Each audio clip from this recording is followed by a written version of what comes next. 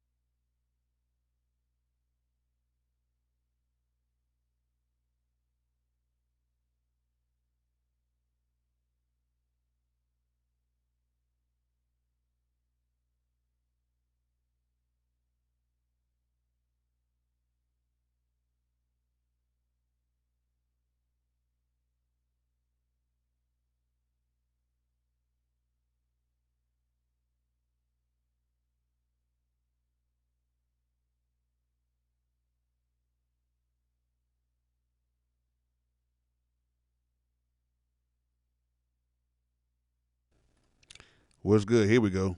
Y'all hear me now? Y'all hear me now? Y'all hear me good?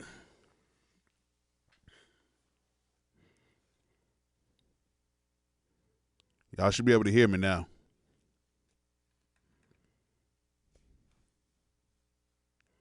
Y'all hear me? Everything good?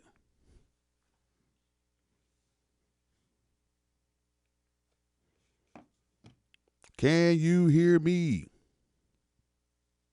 All right, good. It's late, man. It's late. But I still want to come on here because I wanted to start doing a few more lives, and I was like, let me go ahead and start, doing what I said I was going to do and start doing more lives and stuff like that and start having more conversations about different things. And, yeah, start doing that. I'm going to start doing that.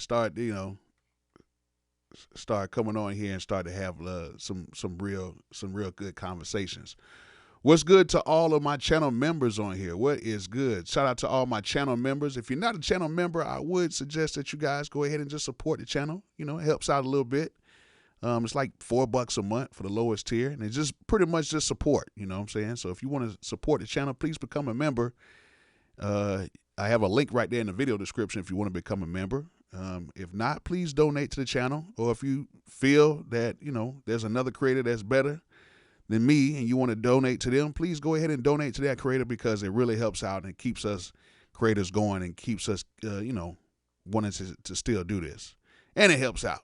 Okay, so if you want to help out, cool. If not, it's all good. You know what I'm saying? That's why these things are for free, We'll get the pennies on the back end, I guess. But shout out to all the channel members. Shout out to Infinite Minds. Shout out to Sour Dutch. Dante Bailey Sr. What's good? What's good? Good seeing y'all on here. Thank you guys so much for becoming a channel member. I really appreciate y'all. If y'all got anything to ask me, please go ahead. I will see you guys because you are highlighted in the comments right there. Shout out to y'all for being channel members. You know what I'm saying? So thank you guys so much. What you said, Ro? I see you in an earlier live. I ain't nocturnal being. Huh? Okay. But yeah, I just want to have like a cool conversation today with a lot of you guys. Thank you so much. Thank you so much. And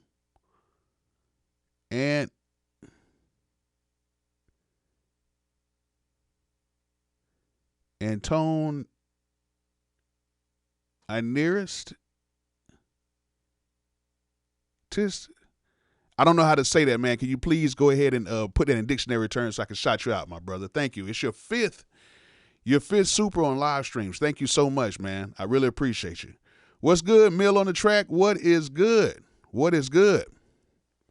Good to see you on here, man. I know it's late, but it's all good. It's late where we're at, early on the West Coast and everything else. So I just want to have like a quick conversation, man, and just have some fun. Just have some fun. If y'all guys want to ask some questions, it's actually, if you want to ask me a question and you want me to actually see the question, donate. I don't care if it's $1 or $2, you can go ahead and donate. If you want me to see the question, I will be looking at, the comments and stuff like that, the ones I see. But, the memberships, I see them a little bit, I see those a little bit faster because, they have the green tag next to them. And then if you do want to donate, you can ask me a question or put a comment in there. It will help out. Antoine Artist. Okay, cool. Okay. Appreciate that, brother. Appreciate that. Thank you so much for that donation. If anybody wants to donate, please, you can go ahead and donate, or you can donate via Cash App or PayPal if you feel free. I know everything is high right now. Everything is high right now. Thanks to Brother Trump, it's kind of high right now. I can't put the blame everything on him like that because it's a collective effort when it comes to, Congress and stuff like that. So I'm not going to say it's completely on him, but boy, it ain't looking good.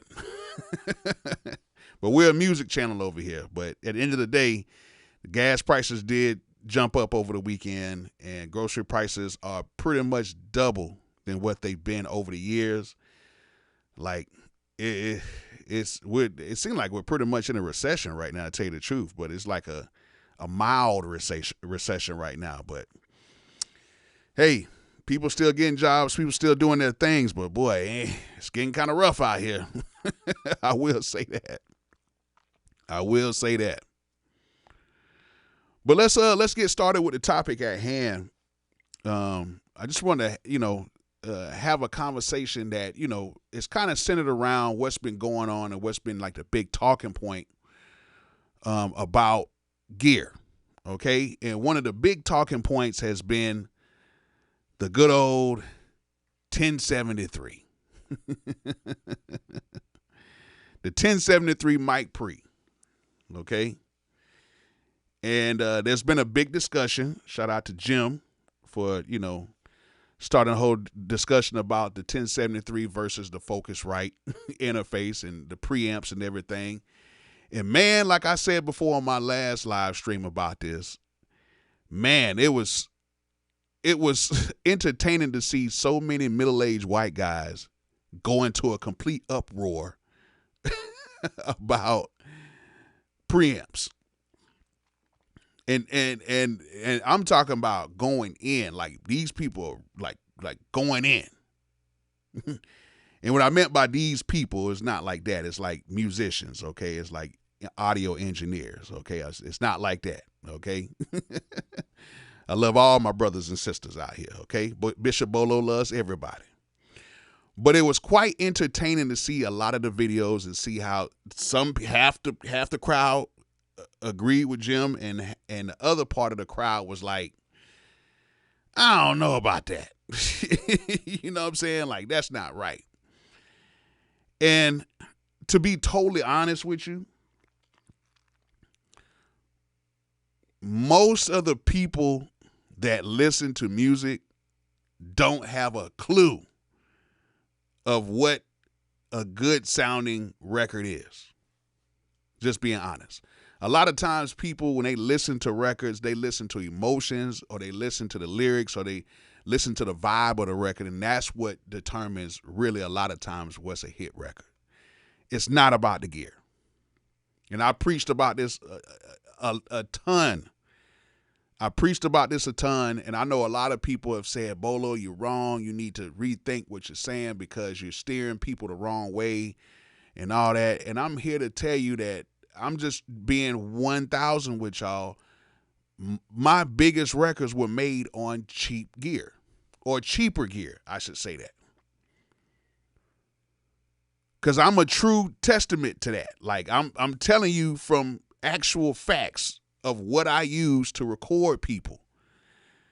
And the problem that a lot of people have when it comes to gear, the problem that a lot of people have when it comes to gear is that people get upset, especially when they bought and invested so much money into this gear, and then you have somebody that comes around and says, it really doesn't matter.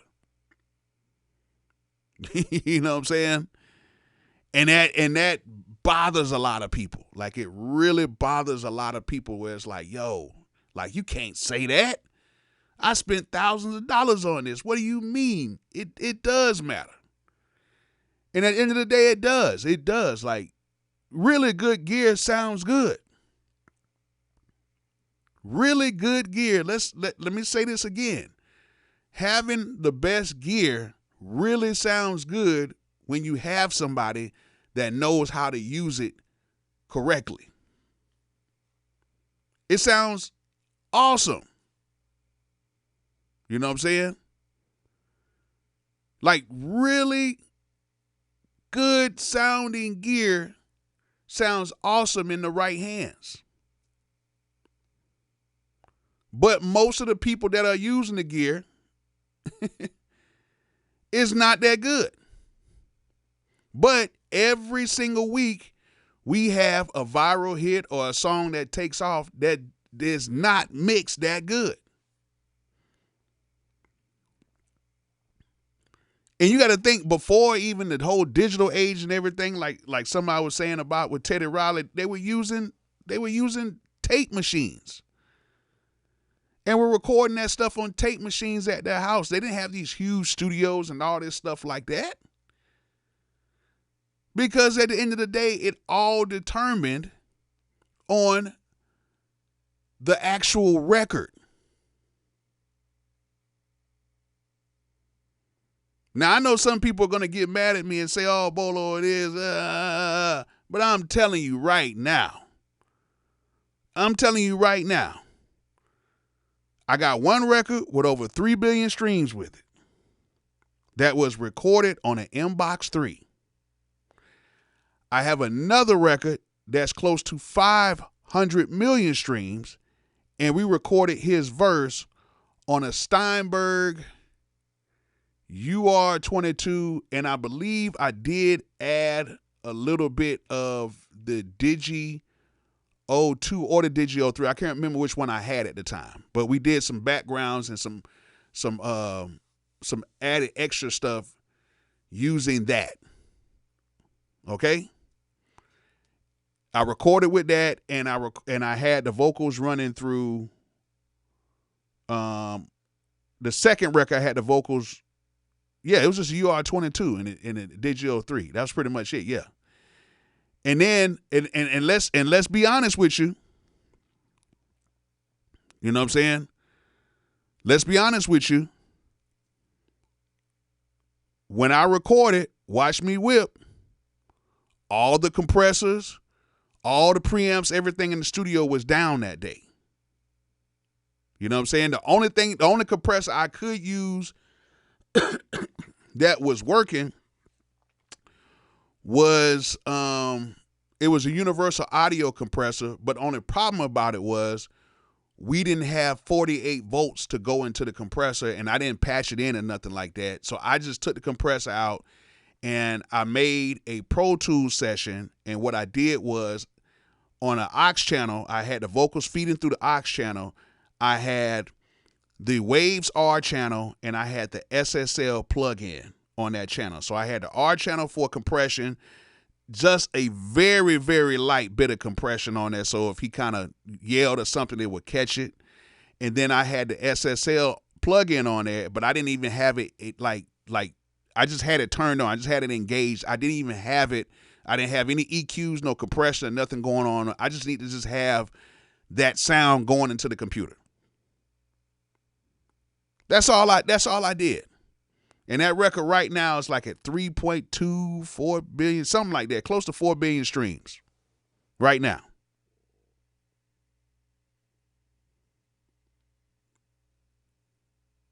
And what I try to tell people is that record resonated with people because it was a dance record. It felt good, and it was all good. And I mixed that record that night. And then the label gave Jason Joshua the record, and he ended up mixing the record. Made the record sound amazing from what the mix I had. And then the mix I had sounded good. Like right now, if you guys want to hear the mix, you can go to iTunes or anywhere right now, and you will hear that mix that I did that night. On iTunes, the record label never changed that mix that I put on iTunes, and that song has been streamed so many times. We did another record with Darwin. We recorded most of the record inside of a hotel room. On the Steinberg UR22, I believe I had when we was on the road at the time. Recorded that in Logic. And then I think the artist actually mixed that record because I think Darwin was a pretty good person who knew how to mix, so he ended up mixing that record. You know what I'm saying? And that record is 2 times platinum right now. Okay? Then the record that went gold with the Taylor Girls, I recorded that I bought some gear and stuff at that time. I had bought a U87 mic, and I bought and I had it running through my Avalon 737, and I had that going into my Apollo 8. That's it. You know what I'm saying? I didn't even use none of the other Universal Audio plugins. I ran it in like that. Another record that we did with Sophia Grace, which is like over 200 million streams, 300 million streams right now. That was done on the Steinberg UR22 when I was on the road. We recorded that. We recorded most of that verse inside the hotel room at the Sheraton by Universal Studios in LA. We recorded a lot of that in that hotel room in the Sheraton. And they got it mixed. It sounds fantastic. The record did good. And I'm here to tell you guys that you can sit here and buy all the equipment you want. Y'all can sit here and watch me do all my Zounds.com, you know what I'm saying, infomercials or whatever you want to call it, my affiliates inside of these videos, which, hey, if you guys do need some equipment, make sure you guys go ahead and hit that Zounds.com link in the video description. Shameless plug. But you can watch all that stuff and you can go ahead and buy all the equipment, but it does not guarantee that you're going to have a hit record. I know people who have phenomenal studios who are working hard every single day to achieve the goal of having a hit record. But the crazy part about it is a lot of them are not going to have a hit record. Now, if you're somebody who's just having fun, let's just say you're just having fun. And let's just say you're a gearhead. Like me, I'm a gearhead. I love collecting gear because I look at gear. You know what I'm saying? I love looking at gears just like when you have like a Rolex or something. But, this is an Apple Watch. And me, I don't buy Rolexes. I never bought a Rolex. I never had the passion or the energy to even spend that much money on a watch. But when it comes to music gear, oh yeah, I spend my money on that. You know what I'm saying? I'll buy some gear very fast. And that's how I pretty much got this channel, because I was buying my gear. I was doing my own gear reviews. And next, you know, people started sending me stuff because they liked what I did. And then over time, some of the gear that people were sending me, I kept, and sometimes I didn't keep it. Like everything that y'all see on this channel, I can pretty much keep. Like a lot of times, gear companies will send me stuff. I don't have to send it back, or they'll give me an option like, hey, we could send you this, but we will like it back, you know, after a certain amount of time. But if you really like it, you can actually keep it if you want to keep it. And a lot of times I'll say, hey, I'm going to do a review on it. If it's dope, I may keep it, I may not keep it. But a lot of times, what y'all don't know is, a lot of times with the gear, I get it for a short little while. But then a lot of times, if I really like it, I'll do a video on it, and I usually turn around and buy the gear. It'll be for a discounted price. It'll be like, you know, 20% off, sometimes 30% off, because I'm basically buying the restock fee of it since it's used by the, you know, because it'll come into my presence new, but then once I used it, you know, the resale value goes down, so I end up buying it at a used rate, you know what I'm saying, like 20 or 30% off. But a lot of stuff that you see me using, you know, a lot of that stuff I got to purchase. You know what I'm saying? Like, these companies ain't giving everything for free like that, okay? Just being honest with you. But, yes, like me, I love gear. I love getting different pieces of gear, and I love collecting gear. And I love collecting gear that's going to help me out to achieve the sound that I want. That's why, if you notice, I don't have a serious rack, like just crazy, crazy stuff in it, even though I can get it. Because number one, I got the Argosy Halo desk right here, and it has enough rack space in here, but it doesn't have everything, you know what I'm saying?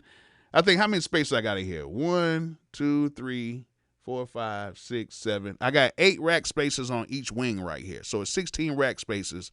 I'm using 15 of the 16. You know what I'm saying? I'm using 15 of the 16 rack spaces, and I have pretty much everything that I need. I don't even know what else I need. Some people are like, oh, you need to get a lunchbox. You need to get this. And I'm thinking to myself, why do I need all of that stuff? I don't really even need it. I don't.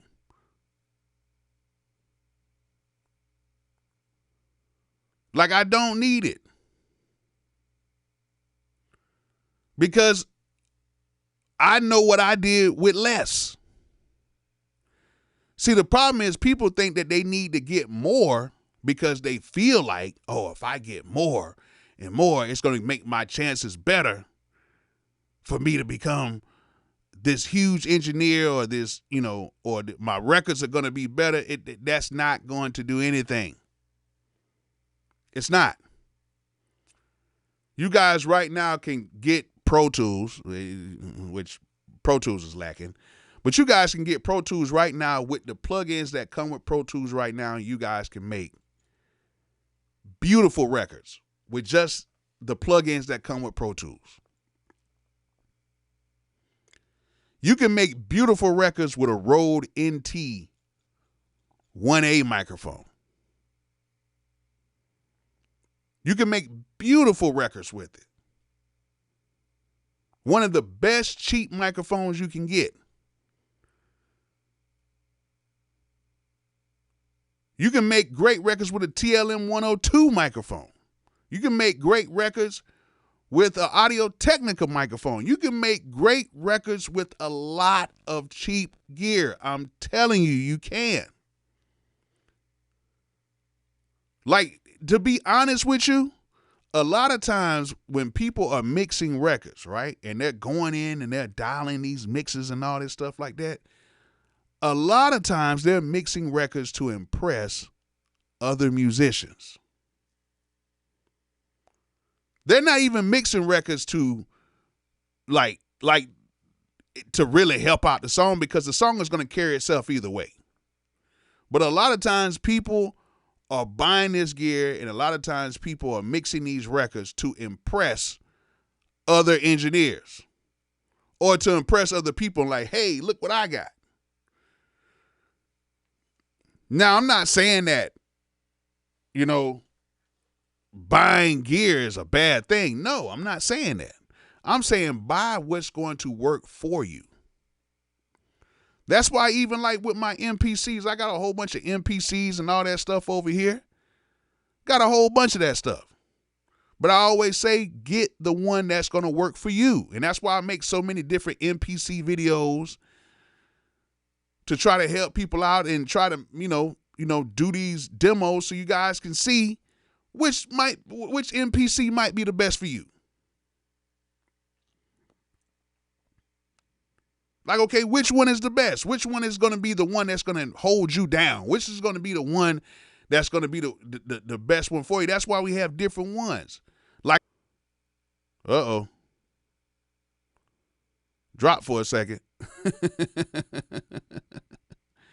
I almost lost y'all for a second. The internet has been tripping. I don't know what's been going on YouTube lately, man, but something ain't right.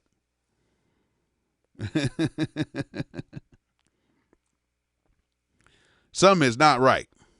I don't know what has been going on YouTube, man. This has been kind of crazy.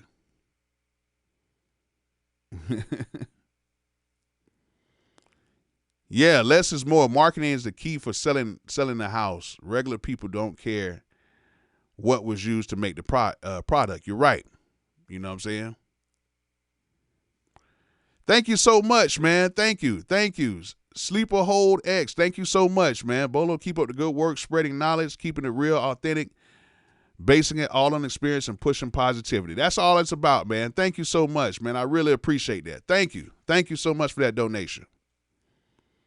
If y'all want to donate to the collection plate, it's wide open. How do you give money on here? There's a little $ that you can right here, like I think below the chat. Can y'all tell them, because I can't really see right now? Or you can donate through my Cash App or PayPal links that are in the video description. But it's a little $ money sign down there, I think underneath the comment section where you can go ahead and donate right there. Super easy to do it. But what is going on? It's something going on with the internet down here. This is crazy. This is crazy.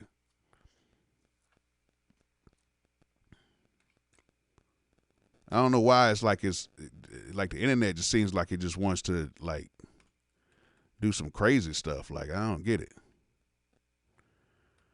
Let me try to lower this bit rate or something, man, because this is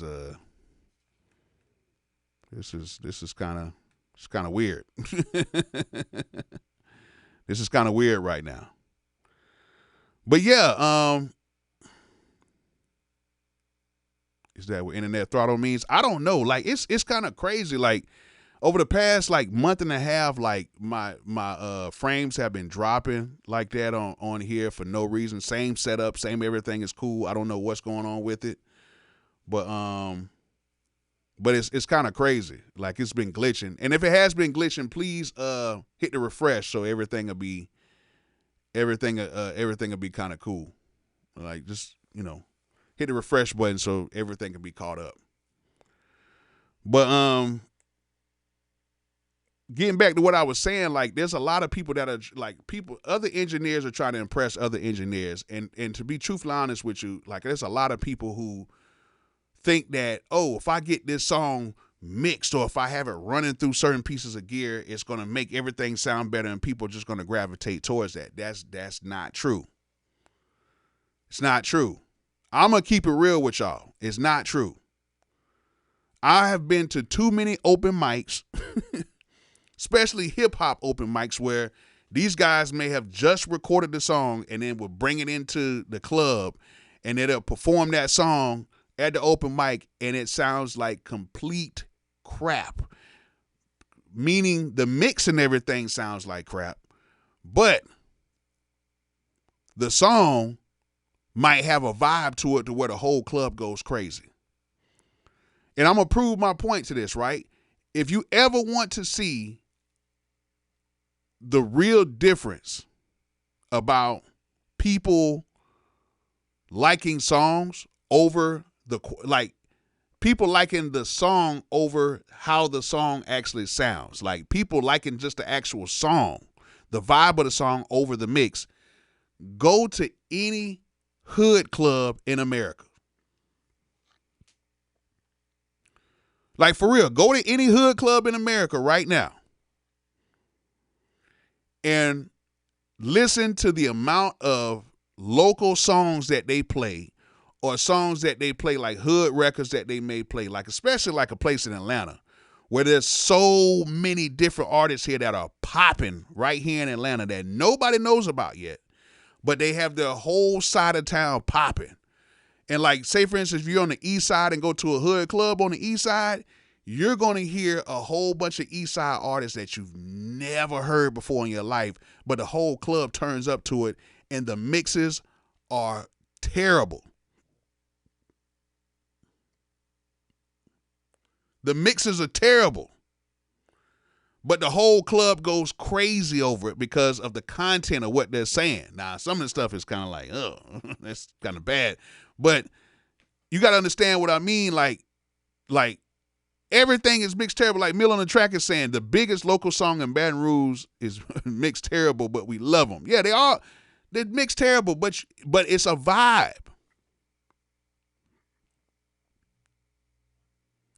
You go to any hood club or a lot of strip clubs, you go there and they'll play like some local stuff and you'll be like, yo, like me, I hear it. The highs are piercing, the bass is all over the place, but the club goes crazy because they love the song. That's why I tell people all the time, man, it's not it's not about the mix. It's about the song. It's not about the mix. It's about the song. It's the quality of the song over the mix. Like, come on, man. The song White Tee. When Franchise Boys came out with White Tee, I wasn't even that good in music yet. But I could hear like, hold on, this thing don't sound too good, but people love the record. D4L, bitch, you can't do it like me. What? Bitch, you can't do it like me. Them original recordings of that, like the ones that came out before it even kind of got mixed, was horrible. But the whole West Side loved it. And then when I used to host open mics, or when I used to judge open mics back in the day, and I used to have to listen to 3-4 hours of just unmixed stuff, and you'll hear some stuff that sounded amazing. You'll hear some songs that people spent a whole bunch of money they spent, paying engineers and getting the right mix and all that stuff like that in the studios, and the stuff sounds amazing, but the meat of the song wasn't that good. You know what I'm saying? Appreciate that. Thanks to everybody who watched my R and bass video, man. Appreciate that, Audiolithic. You know what I'm saying? Thanks to everybody who watched for some reason, my R and bass video is starting to catch traction, and a lot of people are watching it for some reason. That's when that boy had them Florida dreads back in his head. You know what I'm saying? But, if you talk to a lot of artists right now, a lot of the artists are like, yo, I didn't want people mixing my stuff. Like, it was a lot of artists that just said, hey, I like the demo.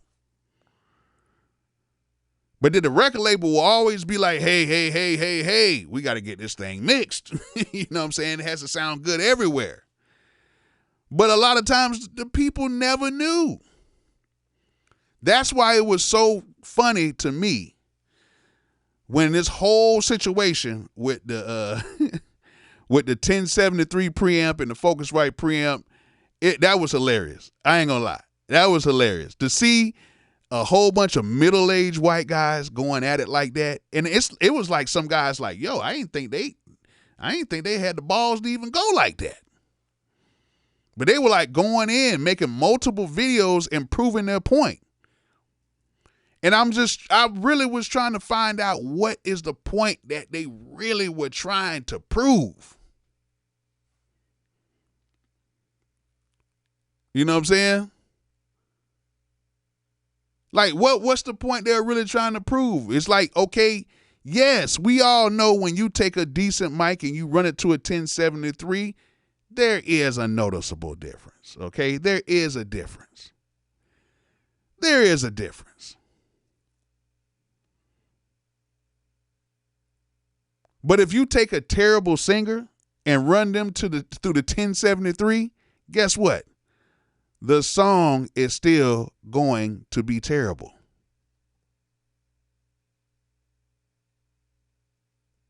It's like the dude who had that hit record, She Bang, She Bang. You remember that? The dude that was on American Idol, and he was terrible. And then they still got him in a really good studio and all that stuff. And that stuff was still terrible. It was just a hit. It was like the first like really viral record ever. You know what I'm saying? Before viral was even viral like that. And it was still terrible. But I could take a really good singer and put them on cheaper gear and it still sounds great. That's why I be doing like these mic tests and all that stuff like that. And that's why I actually had a singer from American Idol sing on a $3 Temu microphone. I still got the video up. It's on my it's on like my mic playlist or whatever, like my vocal playlist or whatever I got. I forgot what the playlist is called. But I got Mariah Faith singing on a $3 Temu U87 clone. And it sounded amazing. That Temu U87, that's like $20, $30, $27, $30. That, and I actually got it for like it was like a $27 discount or something like that. I got it for $3 with free shipping. And I put a real singer on it, and the thing sounds amazing. I put a mix on it. It sounds amazing. The video is still up on my page. I forgot what it's on my playlist. It's a playlist where I got a whole bunch of microphones and stuff where I have different people singing on microphones. A lot of R&B singers I got. You know what I'm saying? But I keep trying to tell people it does not matter. I can get somebody to record a song on this Rode microphone right here. Okay, this is like a little $300 camera Rode microphone I have on my main camera that I use on my channel. And is it better than my U87? No. Is it better than this mic I got right here, the LS208? No. I use it on my channel, and it's a decent mic. But if I get a really good singer on it, it's still going to sound good. Get somebody like me to sing on it through a U87 and run it all through all my gear and everything, it's not going to sound that good.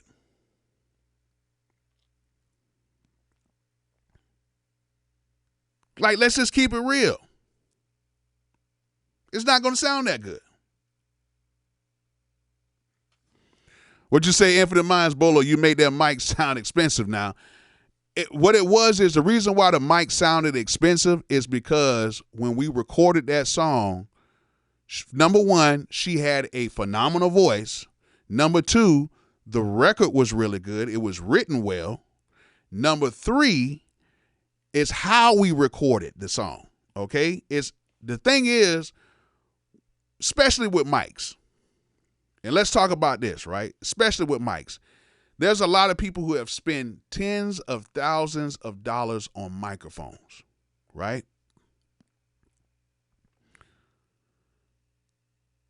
And then people have mic lockers that are up to like 100, 200, 300, 400. Some people have $1 million mic lockers.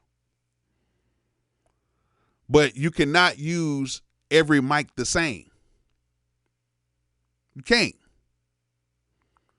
Some mics sound real loose. Some mics sound real tight and contained.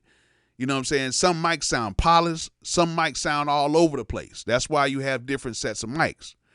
But one thing about it that you can always do to manipulate a mic is depending on how far away you are from the mic, because I sound different way back here, and how close you are on a microphone, because proximity means a lot. And then depending on what microphone you have, and if you have enough experience, you will know that proximity can change the way a mic is. And with that mic, I noticed that it was a very dull mic, and I knew she had to kind of be up on the mic. So I had her maybe like 6 inches, between 4 to 6 inches away from the mic to capture all of that. What's good, Benji Beats? What's good? Stump Music, what's good? What's good? So I had to record her a certain way. So regardless of what gear and stuff I have to know how to record people a certain way.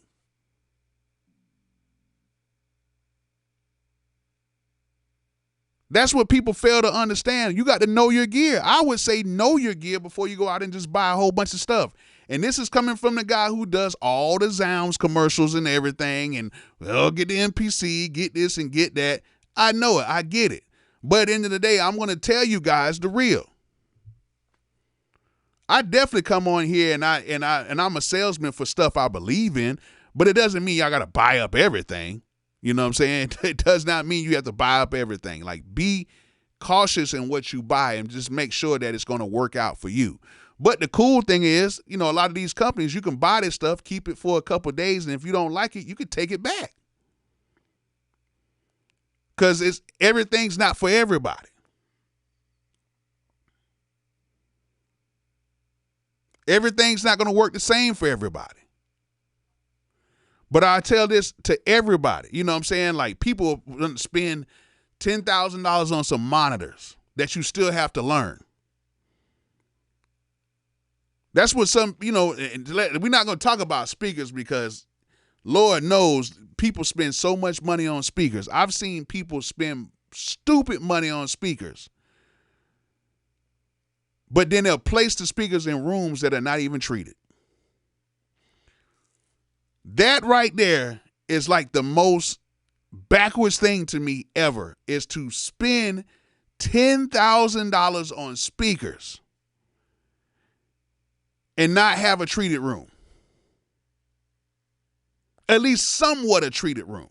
Like the room I'm in right now, it's a pretty decent treated room.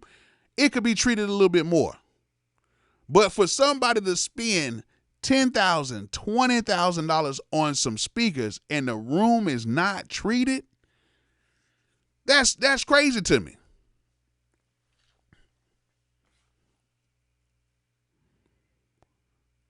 That's crazy. How are you spending that much money on speakers in a non-treated room? At that point, you're not even buying the speakers to really mix on. You're buying the speakers just to really jam to. Like, they're just going to be loud. It's going to sound like a club. You might well just, at that point, you might well just buy like a club sound system, like a 3-way system with 2 satellites in the sub, and just call it a day. It makes no sense. That's why people ask me all the time, Bolo, you got all these speakers, man, but you ain't buy the Genelex or you ain't buy this. No, I did not buy them because my Focusrite, and not my Focusrite, but my Focal speakers are good enough for me. My Focal Alpha 8s are perfect for what I need. They have enough bass in them and they translate well. Are they the best speakers on the market? No, they're not. But they translate very well, and these are the first gen Focusrite. Keep saying Focusrite. The first gen Focal Alpha 8s. Had these things for years. I bought them for $1,000. Love them. But you got to understand this. I had the Focal twins. I had those. I had the audio, the Atoms, with the 7-inch speakers, the 3-way speakers. I've had those. I've had Genelec speakers. I've had Rockets. To be honest with you, some of the best speakers on the market right now, are the Cali Audio speakers. They sound amazing. Those Cali Audio speakers sound amazing. The JBL speakers, the JBL 8s, sound amazing.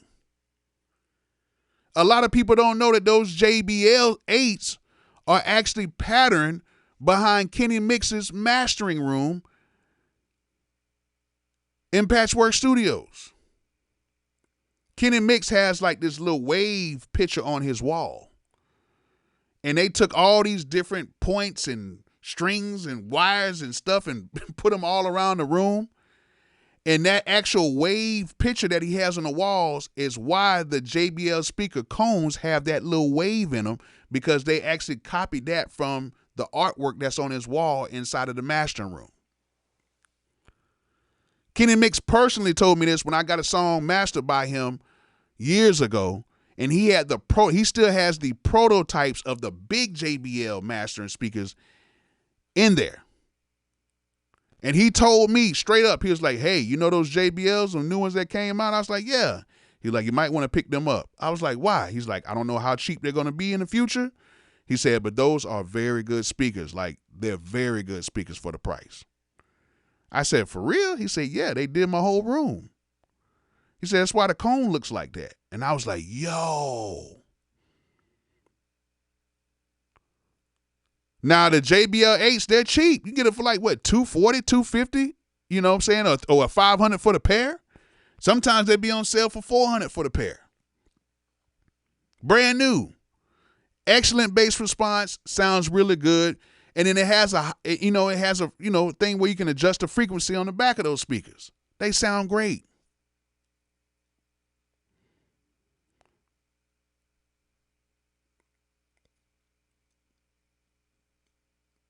Yeah, Cali Audio is actually the same people who used to work for JBL. And then they started their own thing. That's why those speakers sound that good, because they came from the JBL line of people and they started their own thing. That's why pretty much Cali Audios and JBLs are like right here. They're neck and neck. You won't go wrong with either one of those speakers. The new Rocket speakers, they're good. Y'all know I've done plenty of reviews on the Rocket speakers. They sound good, but they don't have the bass that they used to have.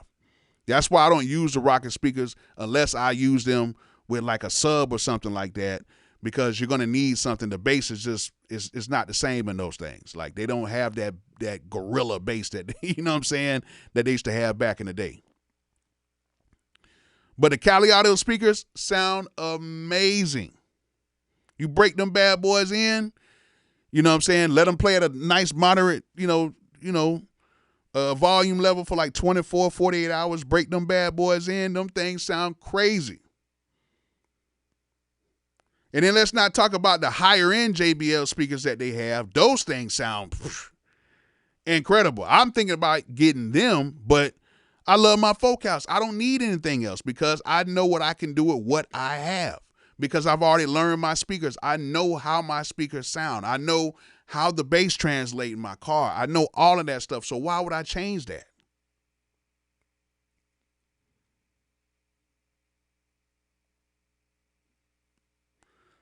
Yeah, the Rockets are very neutral, but they still don't have that sound. Like, I need a little hi-fi. You know what I'm saying? I just need a little hi-fi. Some people like that really flat sound. I don't particularly like just that totally flat sound.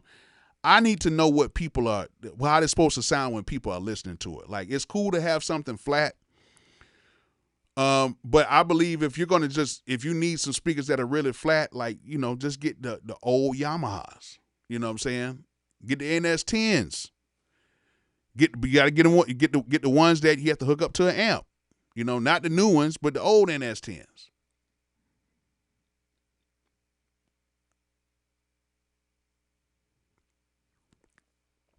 But you can get very, very good recordings on a lot of speakers. The Yamaha 8s sound amazing. I just gave my homeboy my first generation, the white, the first ones that came out like 2007, 2008. I forgot when they came out. I just gave him those. Those speakers still sound amazing to this day. You can get by with those Yamahas. Them Yamahas aren't terrible. I know everybody has them, but those speakers sound good. They sound good. And people are like, oh, man, you got to have this speaker. You got to have that. No, you don't. The HSH, you don't. You can have those and make some amazing, amazing sounding stuff. You just have to learn what you have.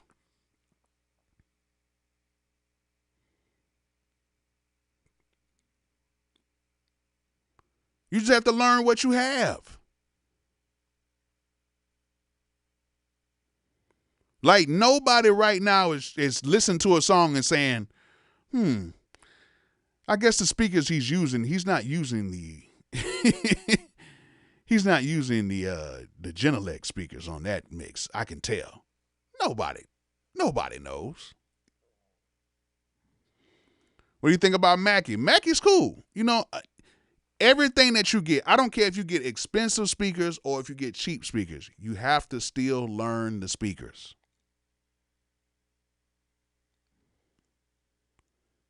That's the thing. You still have to learn the speakers. I don't care what anybody says, like you got to learn the speakers. You got to learn the speakers. I don't care what set of speakers you get, you have to learn the speakers. Nobody's going to get the perfect pair of speakers and it just, soon as you turn it on, it's, oh my God, I know exactly what to do with this. Like, it's not going to be like that. It's not. If it's like that, people shouldn't be doing the car test at all. Why do you have to do a car test if you got $10,000 speakers?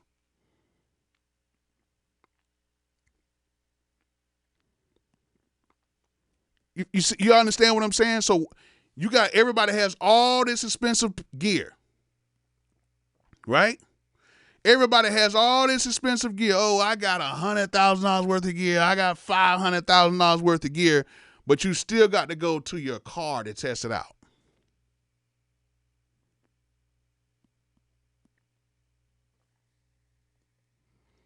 That's crazy.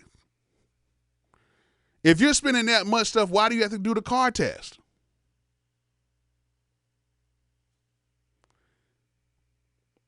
That's why I say whenever you buy gear, it's really to satisfy your endorphins and to buy gear that works for you, that you think is doing the best for you. Because I'm gonna be honest, I got this Manly Force preamp, right? I got this Manly Force preamp. I run all of my, outboard gear before it even hits anything else. It runs through the Manly Force preamp for coloring and warmth, right?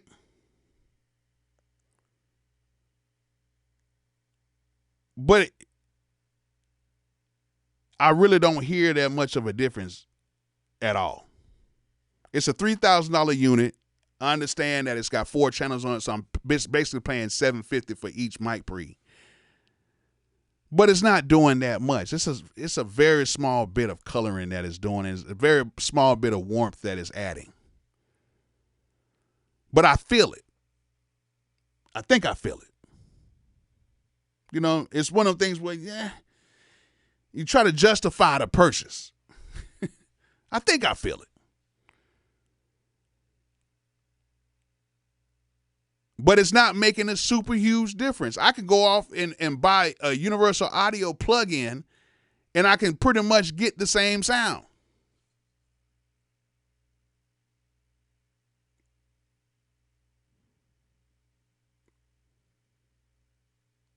But you can hear it now. Don't get me wrong. It's a little difference, but it's not like, oh my God. And that's what a lot of y'all got to understand too, is when you buy this equipment,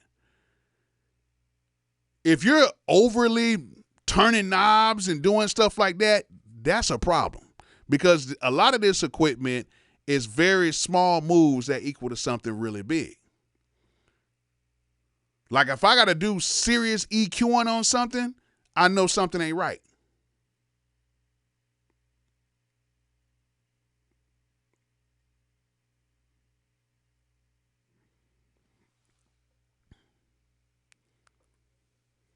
Like my SSL 9000s. I don't do a lot of serious stuff. I use the SSL 9000s just to boost a little bit of low end and a touch of compression and a little bit of harmonics added to the track. And I actually use mine kind of like a bus type of a thing, like a stereo bus thing. And soon as you add the harmonics, you hear things that are different. Like I can really hear on the SSL stuff. I can hear what's going on with that. Because I turn up my low end a little bit, I compress it a little bit, may add like a touch of some high end on there, and that's it.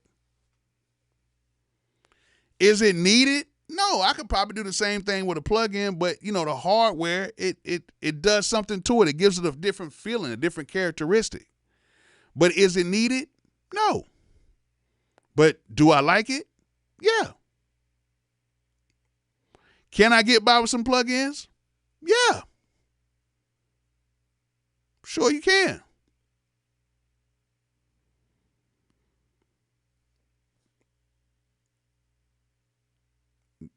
You know, it's not, none of this stuff is needed anymore. But we get it to satisfy our needs because I grew up kind of like on this stuff. Like when my guys would come out of the studio, they used to, or I used to go to their studios, you know, they used to have all the equipment over there. They used to have the ADATs over there. You know, they used to have all this stuff over there. And I used to hear this stuff coming out of this equipment. I'm like, one day I'm going to own that. And that's what really it boils down to. A lot of this stuff is people just really want to just own this stuff. They just want to say, I got it, which is not a bad thing because if that makes you happy, that's what makes you happy. Like I said, some people get happy buying Rolexes. They get happy buying Rolex watches. But me, I get happy getting gear, but gear that I actually like. Like I got a piece of gear that I got right now that's supposed to be coming out very soon that sounds amazing. I got a piece of gear right now that's not even out yet. It's an audio interface. It's made by a company. Yeah, of course it's made by a company. That sounds amazing. And the look of it is amazing as well. Can't wait to let y'all see this because this interface is going to change the game with a lot of stuff because what it does to your sound as soon as it goes in, it automatically just makes things sound warm, like it's cool. And it's not that expensive. It's not that expensive at all.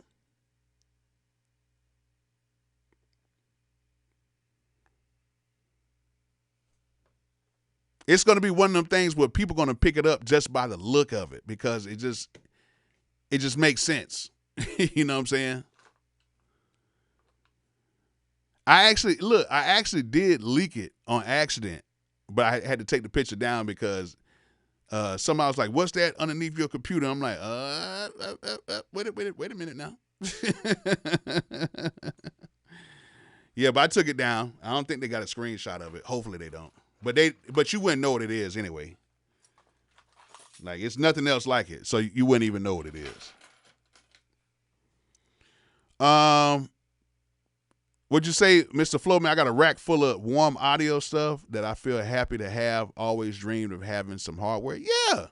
The warm audio stuff sounds good. It has its own sound, okay? It does have its own sound. Like I got they sent me a whole bunch of stuff over from warm audio. And, you know, the 1073 Pre sounds good. I actually have it in my B room at my studio in Atlanta. And I have the warm audio microphones like the U87, the Essential U87, the 47 Junior. I have all that stuff. They all sound good. If you know how to use what you got, they're going to sound good. Like I had a session the other day and I used the warm audio 87 in there. and it sounds good. It's like it's like the accentuated. It's not like the full one. It's like $500 or $600. It's like the $300 one. It's not the junior, but it's the other one. Did a whole session in there, and it sounds good. Sounds great.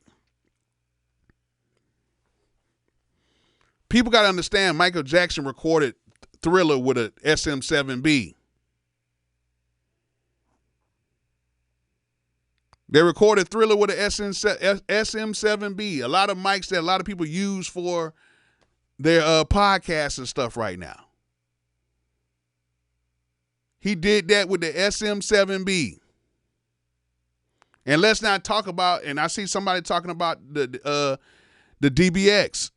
Like the DBX, the DBX has channel strips and compressors and all that stuff that sounds good. It's all how you use it. People might say, oh, well, it doesn't sound as good. It has a little bit of distortion in it. It sounds harsh. It does like that. Man, nobody hears that.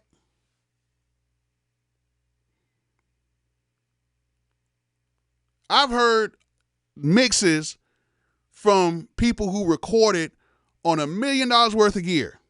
And then after the song was mixed, it actually sounded like bad. It's like, yo, like, y'all don't hear that?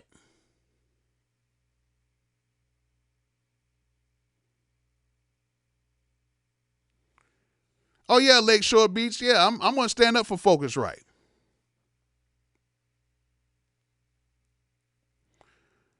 Wasn't it the SM7? Yeah, it was something like that. It was a Shure something. But, you know what I meant.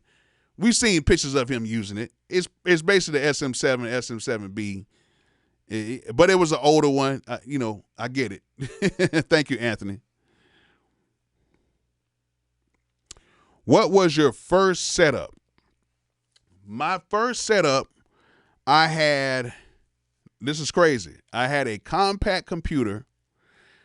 I had a sound blaster, like USB audio small interface. That thing was small. It was a gray sound blaster like interface that had a microphone. It had a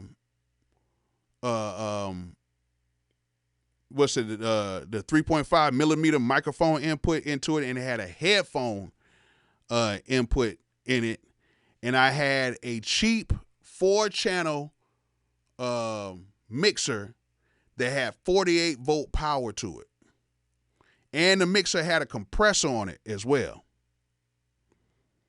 And I hope my internet doesn't drop off. My internet drops out, y'all just stay on here because I'm not gonna go anywhere. It's just YouTube is acting weird right now. I don't know what's going on. But if it does drop out, y'all just stay on here. I'm not going nowhere.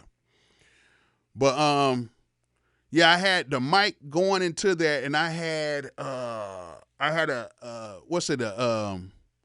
MXL microphone. It was compressor microphone going into that mixer. And I had some EQ and stuff going on with it. I was messing around with that. And I had a compressor engaged, and I ran that output into the 3.5 millimeter mic input into that Sound Blaster interface. And then I had the speakers and the headphones on like this splitter, this 3.5 millimeter splitter. So I had the headphones on one side of the splitter and the speakers plugged into the other side of the splitter. And guess what? I listened to some of those songs about a month ago because I still have them on CD. And I still have some of them saved on some older drives. And my homeboy, who, we were recording in college together, he was here, saying, he was over here visiting, and we was just going through old songs. And me and him looked at each other, was like, damn, that actually sound good. Like a little bit better mixing, but I was sitting there thinking to myself, you know what, Bolo, you did pretty good with what you had. And I was wondering why a lot of people wanted me to mix their records and stuff like that, because I learned how to use what I had.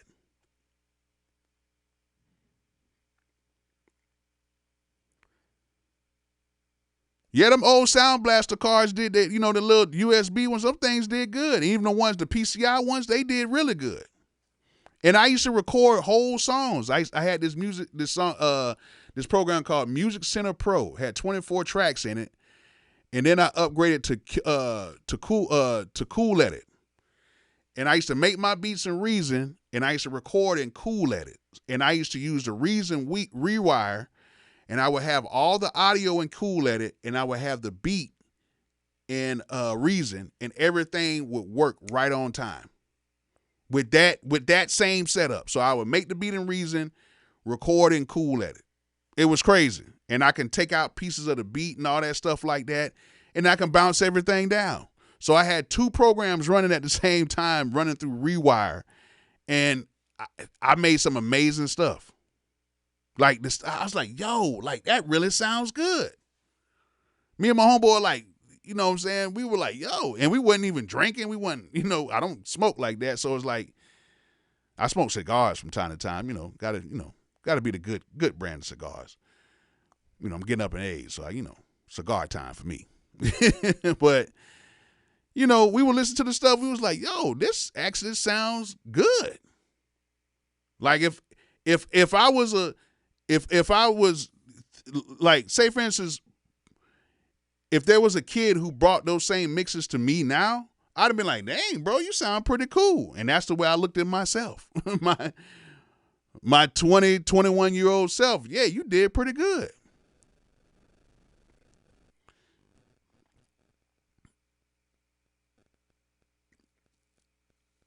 I did pretty good. Like, I might have to go through some of that stuff so you guys can hear. It was actually some very good recordings I did. It was cool. And my homeboy had to kind of put me up on game because he was like, bro, you was one of the first people to actually use auto-tune like that. And I was like, you know what I did? I was using auto-tune on a regular back then, like for like singers. What I would do is I had them sing first and I'd put an auto-tune on them after. And yeah, I was one of the first people to actually use auto-tune back then. Like use it. Not like how much Pain was using it, but I would just use it to correct vocals. Because at that time I was using the vocals, and then I would have to comp the vocals, and then I would take it like that. But yeah, I was using what I had. And I had some very, very, very good recordings. Like, it was good. You know what I'm saying? I had very good recordings just doing stuff like that. And it made sense. That's why now when I have all of this stuff right now, yes, it does make a difference. Don't get me wrong. It does make a difference if you use it the right way. But it's not nothing that you guys need.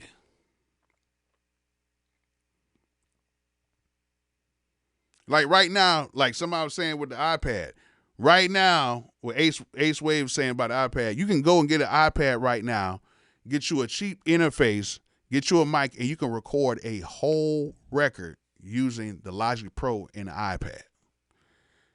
You can make the beat, you can record it. It has, you can get you some AUV3 plugins, or you can just use the plugins that come with that, and you can make you a whole song and master it inside of Logic Pro on the iPad, because it works the exact same way as a Logic Pro on your computer. Amazing. Cubases on the iPad. Amazing.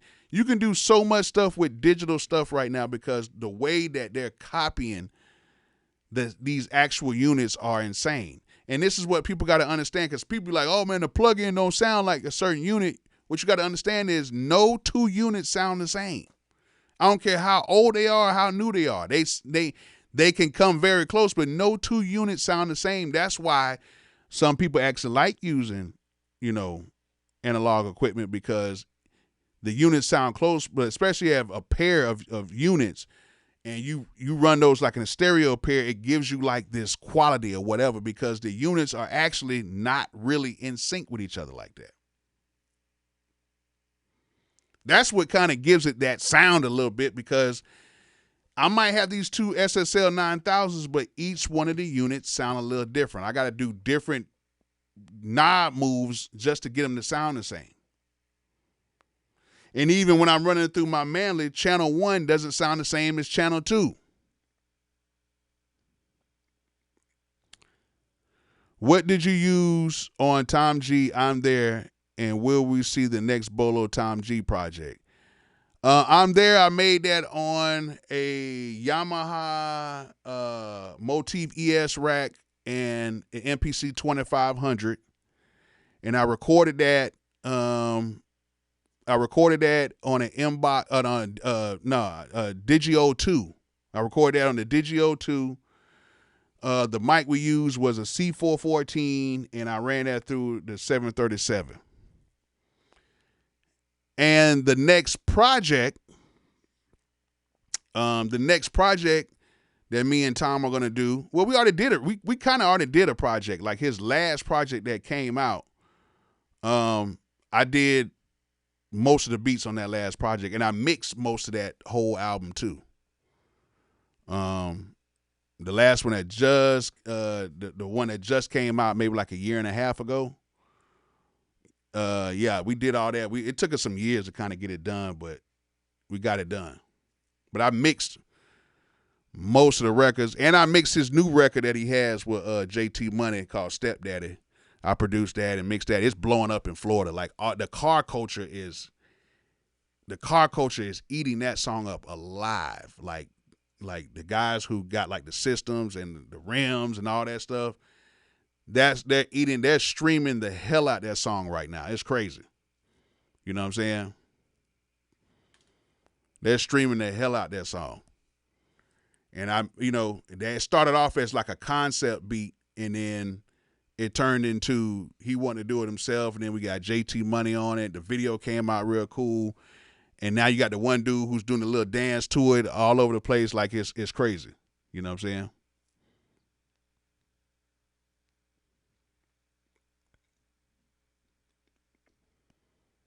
Yeah, so I got songs out. I still do a lot of stuff, but I'm just not in the industry like as much as I used to be, because it's like the industry stuff, man, it is weird in the industry. I'm just going to tell y'all that right now. It's very weird. You meet some very weird people. One minute they're arguing with each other. The next minute they're cool. The next minute is like you hate each other. Then you come back together. Then people who might have been working together for 50 years, you know what I'm saying, just say, oh, I hate this person. It's like, yo, like, you know, you got some people that made millions of dollars together, and then they want to just do their own solo thing, and then they end up going broke. Like, it's crazy. You know what I'm saying? It's insane. It's insane. I don't get it. I don't get it at all. I really don't get it. I really don't get it. But I actually got a picture. Let me see if I still got this picture, man.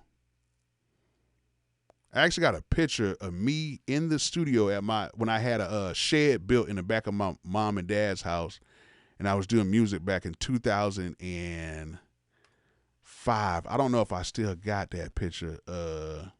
I might. Let me see.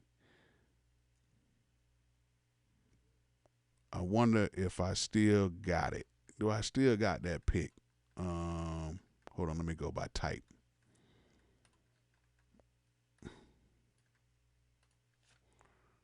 I don't even know if I still got it.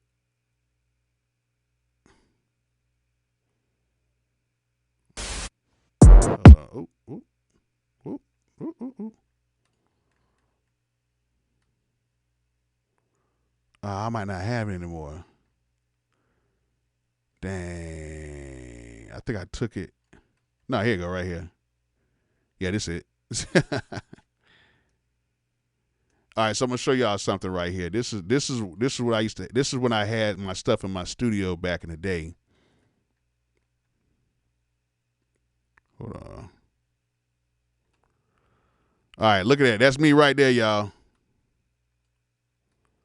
That's me right there. Let me go ahead and blow this up.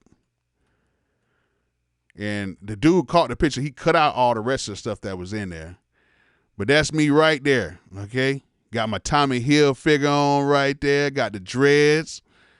You know what I'm saying? Got the extra big shorts on.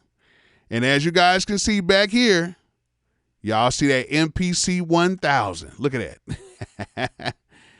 Got the MPC 1000. This is a Yamaha board. This is a Yamaha keyboard. I forgot the name of that board. Got my gold bracelets on right here. Yeah, got my little gold bracelet on. Look at that. Look at that. Got the Samson. I think those are the Samson 6 speakers. I had the sub down there too. You know what I'm saying? What y'all know about that, man? What y'all know about that? Have my little PC and everything in there. And yeah, I was doing my thing, man.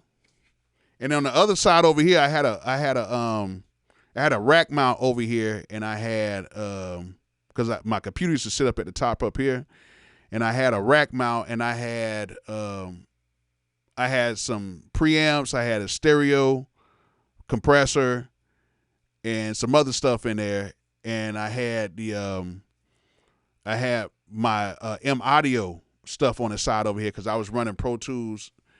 I found a way to run the Pro Tools through the M Audio. It was through the M Audio card at the time.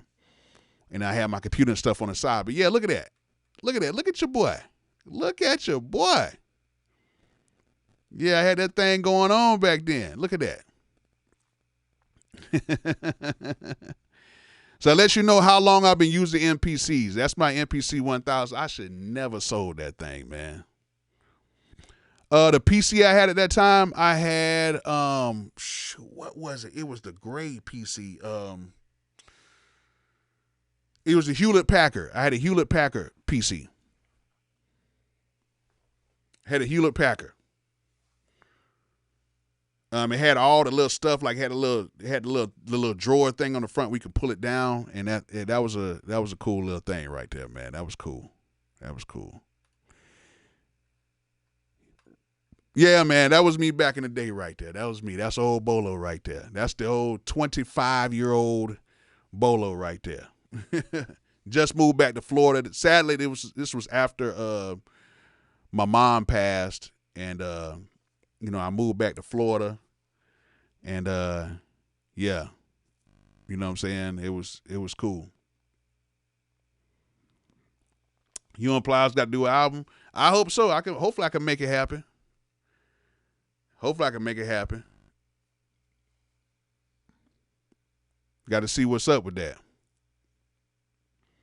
What did the MPC even go for back in 05? I think I got my MPC for about $1,000. It was like $1,200, something like that. I got it from I think I got it from Sam Ash in Clearwater. I had bought the MPC 1000 and the Roland Phantom S on the same day. You know what I'm saying? The MPC 1000, the Roland Phantom S. That was a good day right there, man. And I bought a compact flash that day. The compact flash was like $100 and something for like 128 megabytes. It was crazy.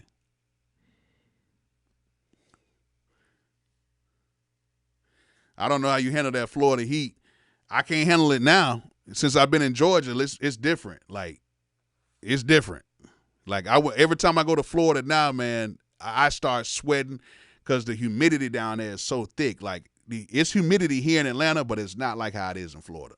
I've got used to the Atlanta weather up here, and Florida, boys, it is hot down there. How much sync music do you do? Have you placed anything on video games? That's my focus. Yeah. My biggest record has been in Madden. I've done some stuff for Hallmark. If you go to any football game or baseball game, they're gonna play it at those baseball games. We have a license with that. I renew that every couple years. I did a big one with Hallmark. That was cool with some of their stuff. TVs, the Troll movie. We were a part of that with the big rollout of the Troll movie back in like 2016.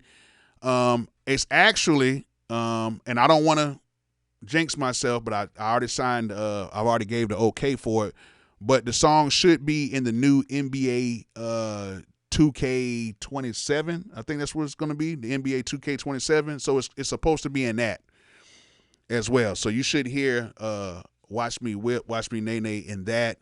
And I had some other songs, not just that one, but other songs and like other things, but most of the stuff comes from that. So I do a lot of sync. Most of my money that I make from on my publishing side right now is probably 80% sync.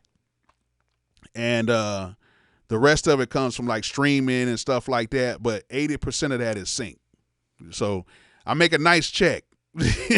I make a nice check from sync every quarter, and the song is over 10 years old. I'm just blessed to be able to make very good money every quarter on that. And then, then a movie, something like a movie or something comes up, and that, movies pay exceptionally well. So, it's one of those things. I really want to get into sync. I just don't know how to start. What you got to do is with sync, you got to just get to know like the music supervisors, find the names of the music supervisors over these TV shows, and then try to do anything to get close to them. LinkedIn or whatever, and then try to find people that are close to them, and then that way you can try to do that. It's like if you're trying to find information or whatever, if you really want to do it, you can find it once you find out who you need to get to. But thank you, Code Collective, for the donation, man. I really appreciate that, man. Thank you so much. Man, thank you so much. Thank you. But yeah, like, that same record that you guys hear all on TV and in the films and all that stuff was recorded on an Inbox 3 with a broken the U87. Now, we did have a U87, but that U87 was old. That thing was in bad shape. I mean, that thing was in bad shape. We didn't even record with it that much because it was in bad shape. Yes, best 2 pistols she got a version is Bolo. Yeah, that's the original version. Yep, sure is. No lies told. Thank you so much, Code Collective. I appreciate that. But yeah,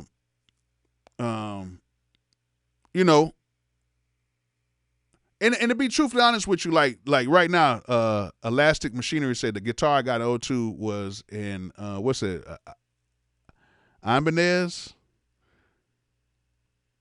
super rare guitar. Now I've got a brand new for $1,200. I wish I had known what a guy was back then.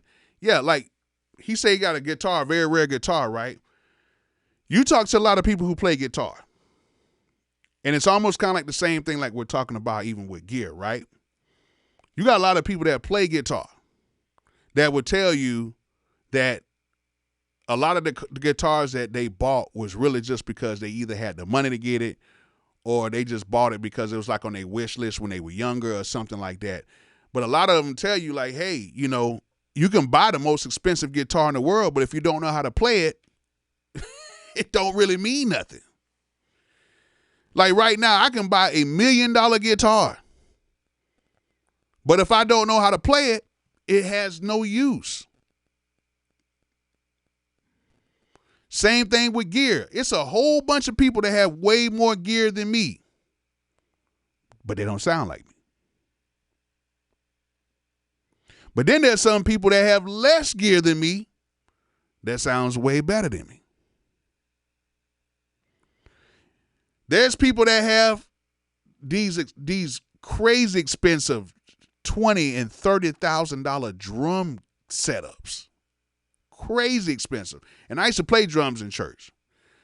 Crazy expensive drum setups. And if you don't know how to play the drums, they're no good. You're just going to be playing a whole bunch of, you can get the best tuned drum set ever. You're just going to be a fool banging on on a very good drum set if you don't know what you're doing. And it's the same thing with hardware. You can buy all the hardware you want.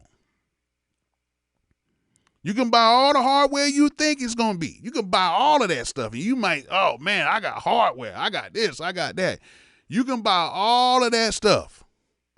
But if you don't know how to use it, it's not going to get you anywhere. Period. If you don't know how to use it, it is not going to take you anywhere. What do I think about the Behringer remakes and mini synths? I love them. Behringer does a really good job. Do they sound like the originals? No, they don't. But they do a good job. I just had a Behringer synth over here. The only reason why I sent that Behringer send back is because it doesn't have multiple MIDI outputs. I have to have multiple MIDI, at least 4. You know what I'm saying? Like, I got to have at least 4 multiple MIDI out, to where I can control multiple MIDI tracks. I don't like having just one board, and that's it. You know what I'm saying? So that's why I got rid of it. Other than that, I would have kept it because it sounds great.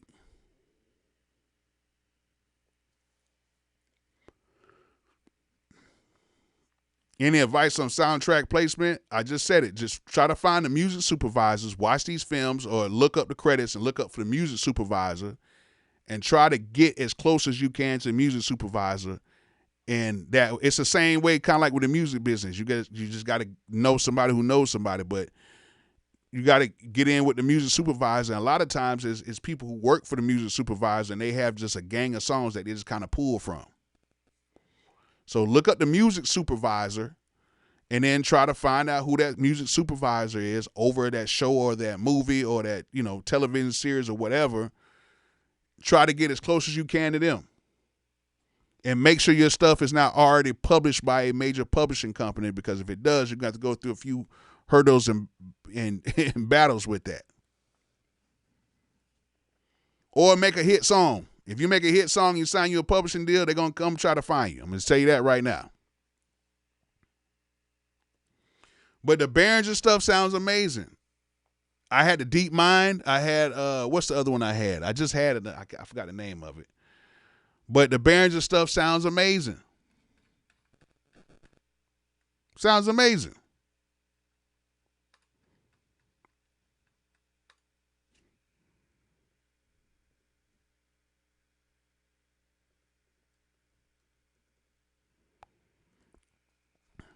Which one I had? I had the which one I had? I had the UBXA. Did a video on it. Sounds great. You know what I'm saying? Now I'm gonna tell you what. Hold on. This one right here is gonna like take the cake, really. Hold on, let me see if I can pull this up. Let me pull this up real quick. Where we at? Hold on. Let's see if I can pull this up. Hold on.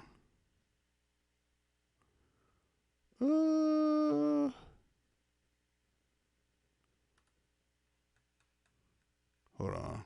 Let me take that off right now.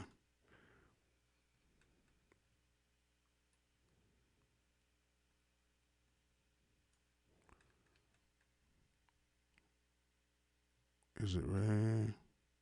No, not that one. Well, I can kind of use this right here. All right. But hold on. This right here. All right. The Behringer, the JN80. This right here, bruh. This right here is dope. The Behringer JN80. Dope. I want to get this. I want to get this so bad. Do I need it? No. Do I want it?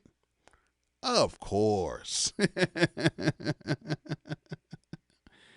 Of course I want it. You know what I'm saying? But I really like this JN80 is something that's really cool. But I don't need it. You know what I'm saying? But this thing looks so good, man. This thing looks really good. Look at the output on it. Has the regular MIDI on there. Has a USB MIDI on there. Like, I might have to get this thing, y'all. I might have to get it. I get at least have it for my arsenal, because I know what I can do with it, with like some guitar pedals and stuff like that. Because I want to start getting to more, so like something like a more nostalgic type of a production type of style or whatever.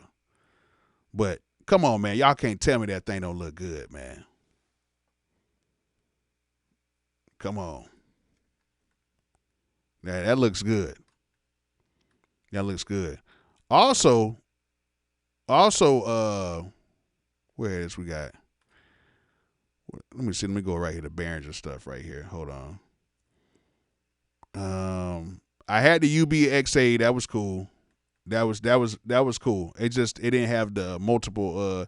And even that other synth doesn't have it. But man, it's dope. I'm gonna show you something else that I heard in somebody else's studio not too long ago. This right here. This is pretty much in the SSL kind of like clone or whatever. I think it's almost kind of like the SSL compressor. But this thing right here is dope. I heard this in somebody's studio the other day. Sounded amazing. Sound amazing. Okay. I don't think it's the SSL. Nah, this is like the 1073 clone. My bad. This is not the compressor one. This is the yeah, this is. Hold on. Yeah, this is the 1073 right here. Hold on. This is the 1073. It's the Neve clone. My bad. Okay, I'm tripping. Thank you guys. Y'all know, hey, y'all know sometimes I be off. It's the Neve clone. Thank you. But it does kind of look like that SSL compressor though a little bit. It does.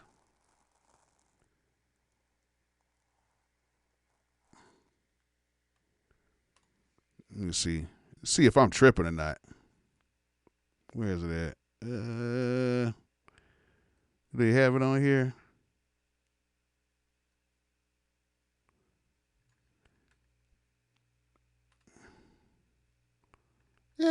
Nah, it doesn't. But this might be another one I might get, you know, and I'm just getting it just to do like little small moves or whatever. It's a 3306 clone. Okay, thanks. But this might be the next thing for me right here is this right here. This, I love all the stuff that SSL is doing. Like I love what they're doing with everything they got. But this might be the next thing in my chain or whatever. Even though I got the 9000 with the compressor and stuff on here, this just has a little bit more control on here. Like, it's very simple setup, just in and out. You know what I'm saying? That's it. Left input, right, and then the output, and then you got the side chain in and all that stuff like that. That's in and out. Done. Like, that's crazy. Now let me check out this Neve right here. Let me check out this Neve.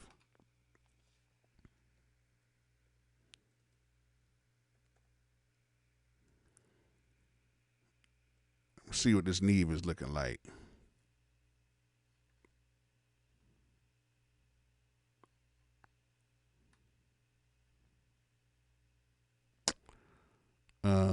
Here we go. Yeah, this it right here. Yeah, that's it. Yeah, that's definitely it right there. That's it.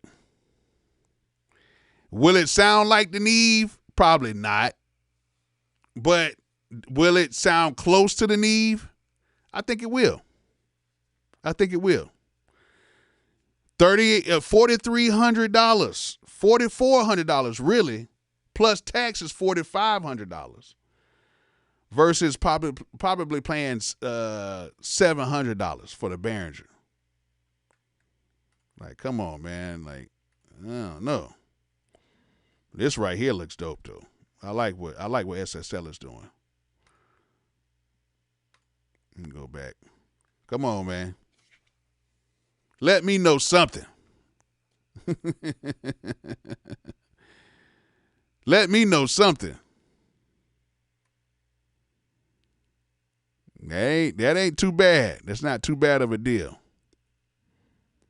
And they got good videos too, man. Like, they really do have some good videos. You can't really go wrong with Behringer. They really put the time into promoting their stuff. Like, it's actually pretty cool. You know what I'm saying? But they're making some good stuff, like what Behringer's doing, like, it's cool. I have no problem with it. You know what I'm saying? They make it so that people who don't want to spend that much money, they can go ahead and get some of the stuff that they've always wanted and be good with it. Like, let's see here. Let's look at some of the synthesizers they got.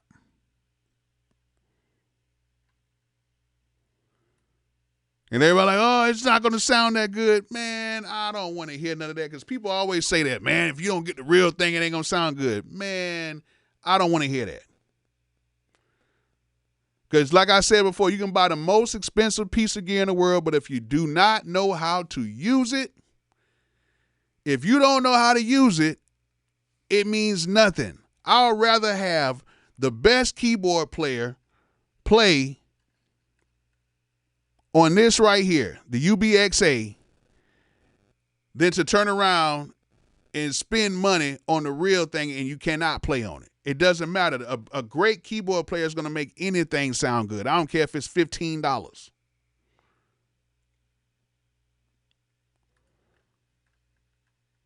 It's going to sound good.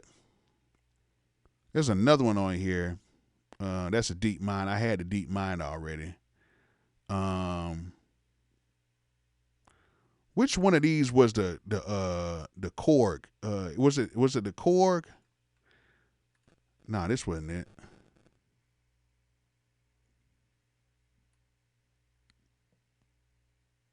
I forgot which one this one is. It's a clone of, but that's a good one. The Monopoly sounds good. The MS5. Look at this, man. It's crazy what they're charging for this stuff right here. And they're getting away with it, too. They're getting away with it. The Deep Mind. What else we got on here? They got a whole bunch of smaller stuff on here, too.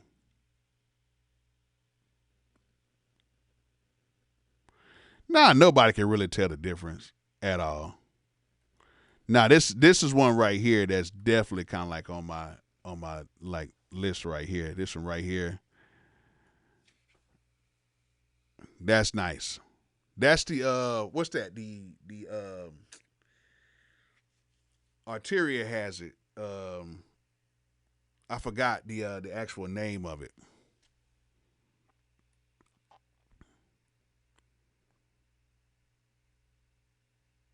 I forgot the actual name of oh man. Shoot. It's an Odyssey, but dang, what was it? What was the name of this one right here? Arteria actually has a plug-in that mimics that as well. I forgot the name of it, but that's another good one right there too. Because I'm actually gonna start doing like some different type of production styles. Like they got so much good stuff in here. Like you can really go crazy with some of this Behringer stuff in here, right? Like look at that. That's crazy. They got so much different things that you can do, and that stuff is really like, yeah, the ARP Odyssey. Thank you so much, y'all. Thank you. I had a lot of audio Atlantis, the Neve 1073 Audioscape. There wouldn't be any other suggestions for a front end microphone. You just you're missing the U87.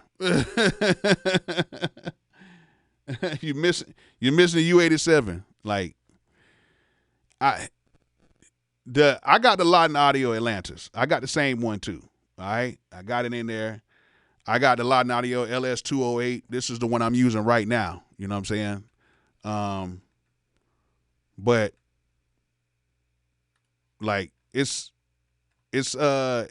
not necessarily like a must you get that mic, but you're good what you have. You know what I'm saying? You're good what you have. The Audioscape stuff is amazing. You know what I'm saying? The Audioscape looks and sounds amazing. You know what I'm saying? I heard some of the Audioscape stuff over at NAMM, and you're good. Like I got the U87 AI. I'm gonna be honest with y'all. I have not used my U87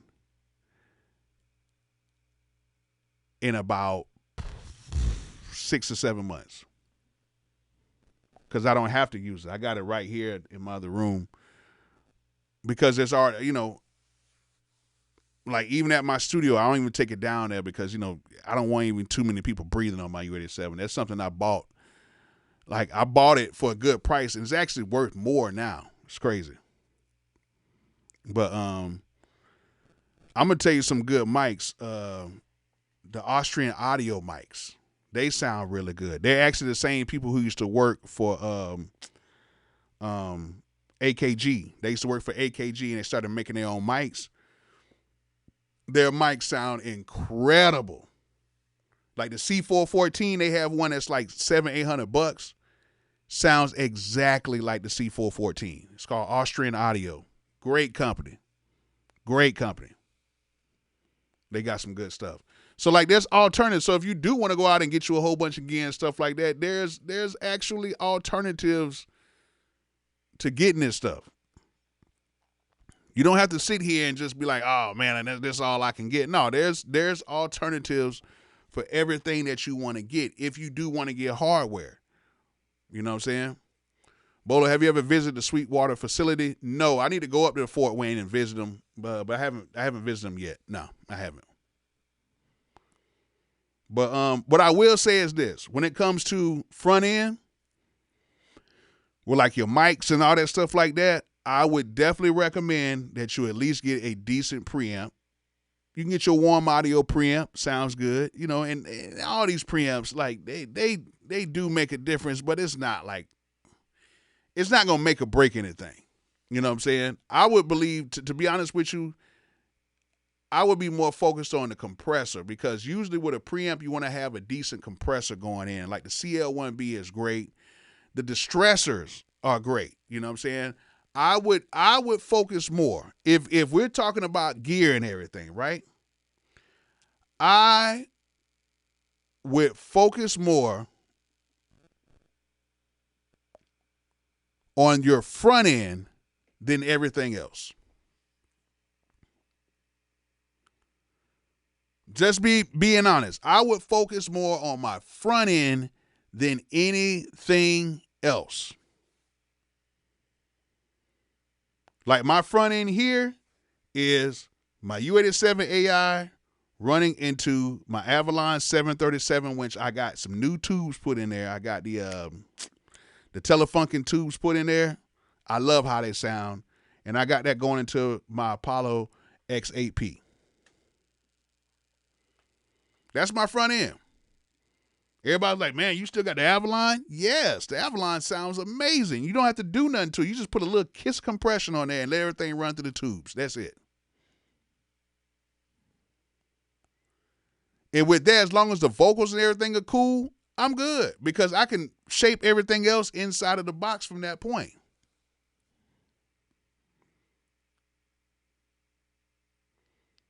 Now, I would love to have a Sony C800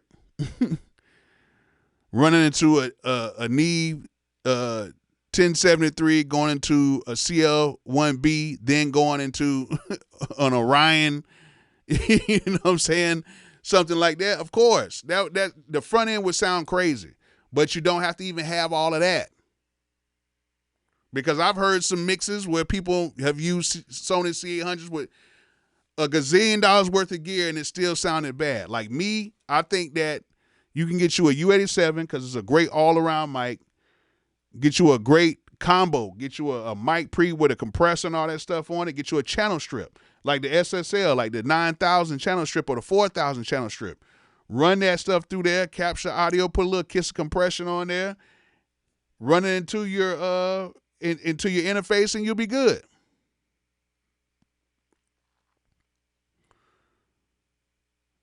Like it's a lot of good options out here. I love my I got a Universal Audio LA610 MK2 over at my studio. I can run any microphone into that and it sounds great. What's a strong front end? It's your mic. It's your mic feeding into the preamp, and then your preamp can either go to your audio interface, or most of the times it's your mic feeding into the preamp, then going into a compressor of some sorts, and then going into your audio interface. You know what I'm saying? The Sony C800G sounds great. Sounds amazing. Sounds polished.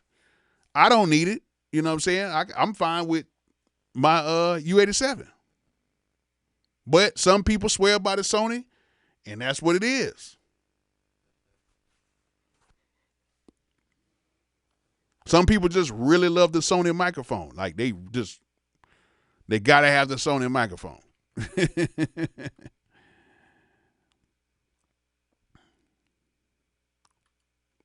Like they don't want anything else but that. They're like, if it's not the Sony microphone, I can't do nothing with it. It's like, oh, okay. Okay. But a $12,000 microphone, it better bring back $12,000 worth of results.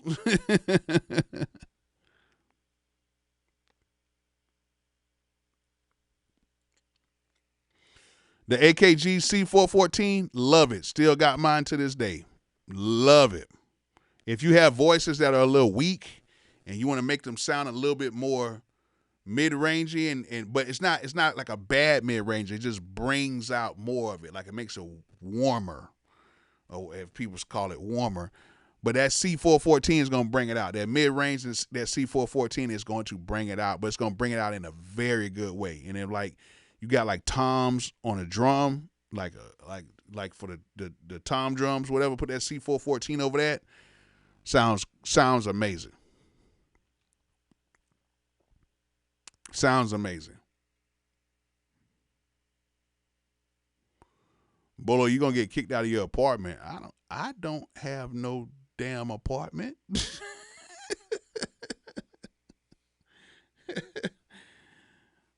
Boy, I got square footage over here, and I got a lot of square footage over here.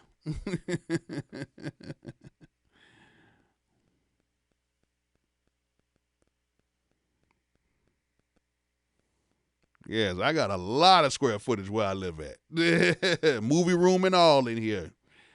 Yeah, I got an apartment complex. That's what I live in. My house is comparable to an apartment complex. And I'm happy. I'm very happy to say that. You want to ask some questions? Can I ask about plugins, please? All-in-one mixing and mastering plugins. Thoughts? Landar, Neuro, are they any good? Okay, good question.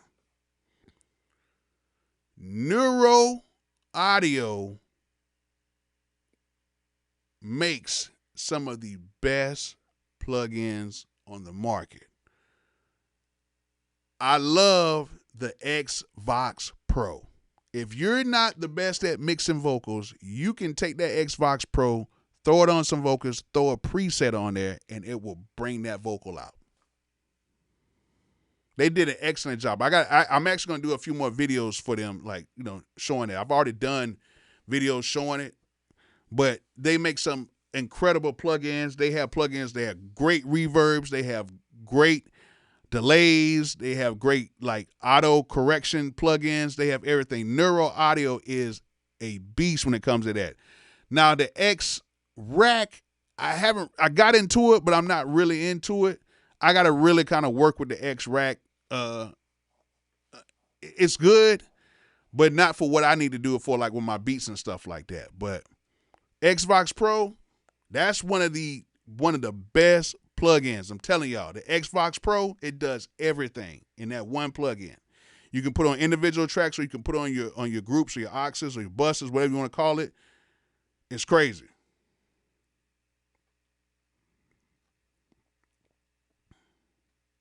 The Xvox Pro is crazy. Now, when it comes to like mastering stuff like that, and people say mastering, but mastering is a whole nother league. What a lot of people want is they want that final touch to their mix, and a lot of people don't know how to actually get that final touch. But you can have plugins to make your stuff sound louder, like Fab Filter stuff. When it comes to like Fab Filter is dope.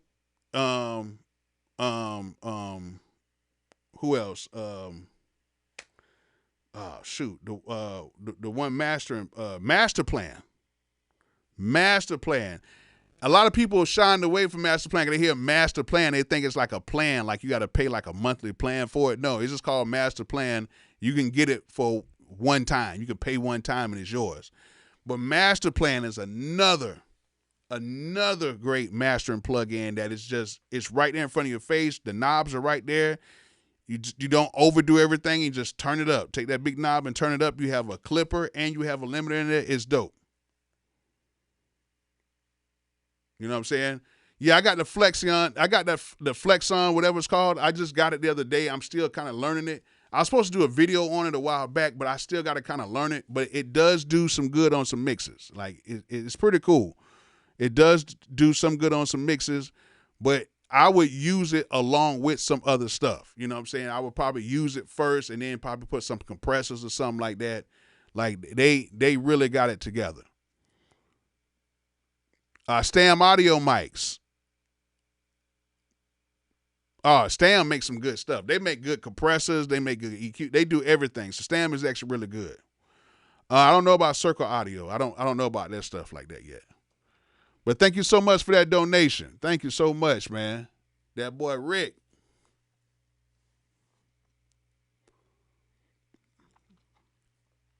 Yeah, Xbox Pro is a beast. And any of the Fab Filter stuff, like beast.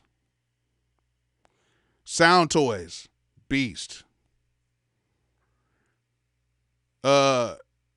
T-Rex. People forget about that. Beast, still.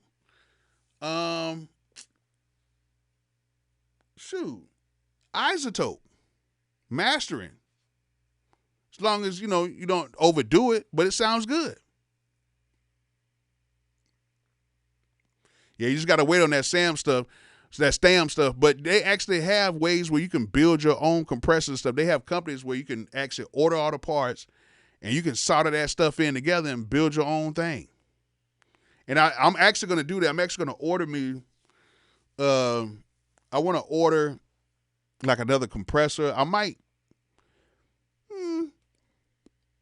if I don't get like the SSL compressor, I'm going to order my own rack mounted compressor. I'm going to put it together. And they send you the parts. And then once you kind of learn how to put together, you'll know how to swap things out. Like, I can swap out this capacitor with this and do that. Like, it's other things you can do. So it's something that I'm actually looking forward to doing, and building my own stuff. Oh yeah, the Arteria FX collection got man, listen. Do not sleep on the Arteria stuff. I'm just telling y'all right now. Don't just think about the sounds. The effects that Arteria has are incredible. So this is not just about the sounds. They actually have some super dope effects in the Arteria FX collection.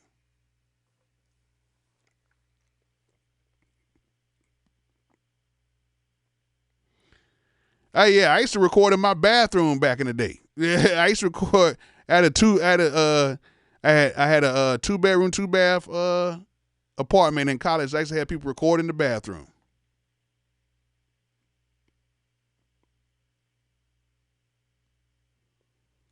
That's how I get sometimes, Flo, man. I get it.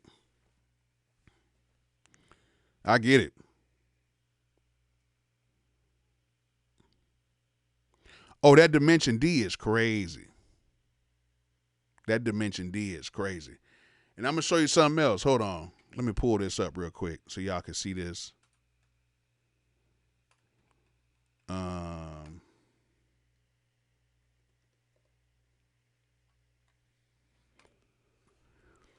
Let me see here. Yeah, let me pull this up real quick.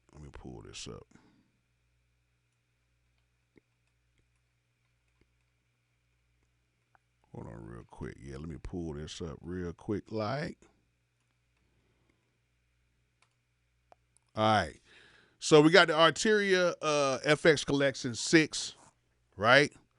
if you're not if you don't want to have to sit here and spend money on a whole bunch of like hardware units, you can get this right here. I'm telling you, they got some good stuff. The FX Ambient, crazy. I did a video on it. Okay, pigments we already know is super crazy. All right. Where's another one on here? What is it? Shoot. Where's that? Where's that?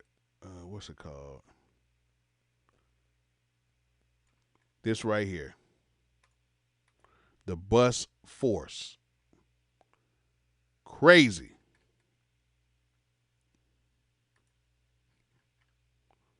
The Bus Force, crazy, and Bus Transient. And Bus Excited. Anything that says bus in here, it's going to bust all on you.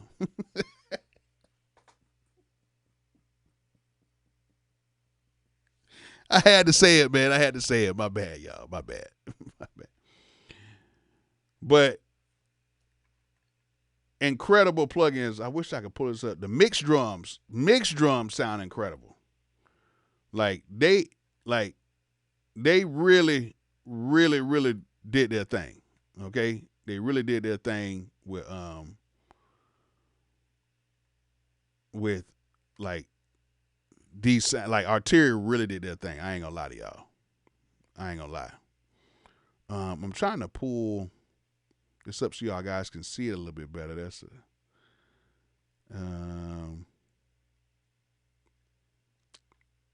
That's just all like the sounds and stuff.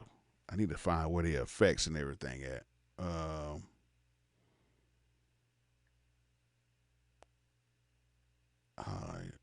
They don't have them individually, but like even the Lexicon reverb they have is dope. Like it's dope. Okay, Buzz Peak, Prograde Limiter, dope. FX Emotions, like when you use on your synths, like if you have like real synths and you add that on there after you get done, come up with some crazy, crazy stuff, right? That Bus Peak is actually very good. Anything that says bus on it is good.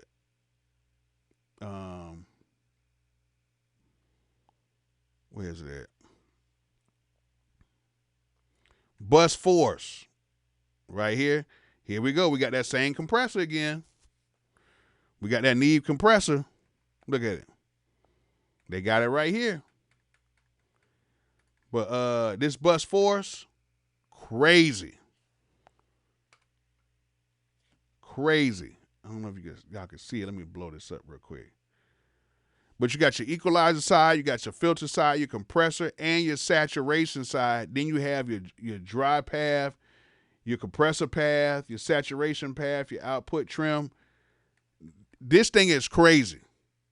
Y'all don't see it that much, but like I like to. It's really supposed to be using like your bus, but you can use it on individual instruments to add saturation and EQ and stuff like that to it. Like crazy, crazy.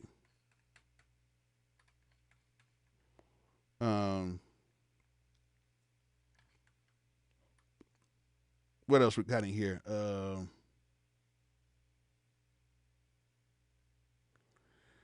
You got a VCA compressor. Like they got so much stuff in here. Like it's crazy. They got so much stuff in here to where they got stuff that really can make your stuff sound like super good, like really good.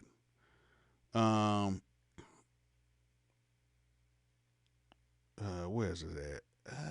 I must have skipped over it. But they got it together. They really got it together on here when it comes to like the Bus Exciter, crazy. The J37 tape. You get all these in here for that one price. And right here with this Exciter right here, you can boost certain frequencies. You know what I'm saying?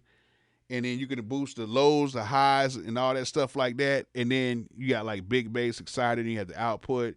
Then you can either say I want more highs or more lows, or keep the lows like in the middle range, or keep it right where it's supposed to be, or we can take the highs and push it. Like it's crazy what you can do with a lot of this stuff, man. So Shout out to Arturia for that. You know what I'm saying? They really been on their P's and Q's when it comes to like making some really good plugins. That's why I was saying you don't have to have all the hardware in the world. Better than Waves? Yes. Yes. Yeah. Yeah. And the reason why I say that better, I won't say any plugins like better so far as sound quality. I just like it's better because you get the updates. You get those updates rather than paying for updates. You can just get the updates. They always have like a free update for these. So once you buy them, you're good.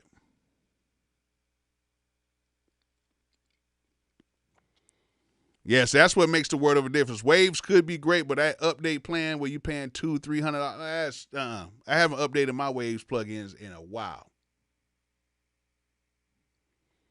Like for real, I don't deal with it at all. Can't get over. They got on me. They got over on me at least 5 times. I ain't gonna say 5. Probably. Oh yeah, maybe yeah because I bought other plugins and stuff. So about 5 times. I can't do that. Can't do it. If my Waves plugins just don't work, they just don't work. I'll use something else because there's way better plugins out here than just Waves plugins. Way better.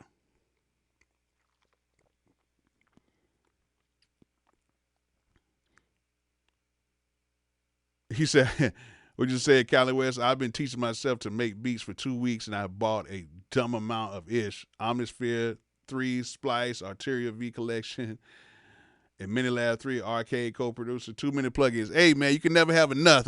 You can never have enough. I'm telling you right now, but slow down, man. Slow down. You're okay. You're okay, man. Just slow down. You're all right.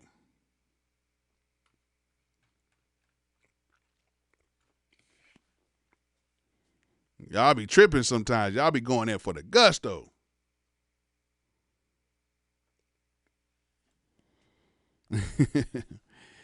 But yeah, you don't have to have a whole bunch of hardware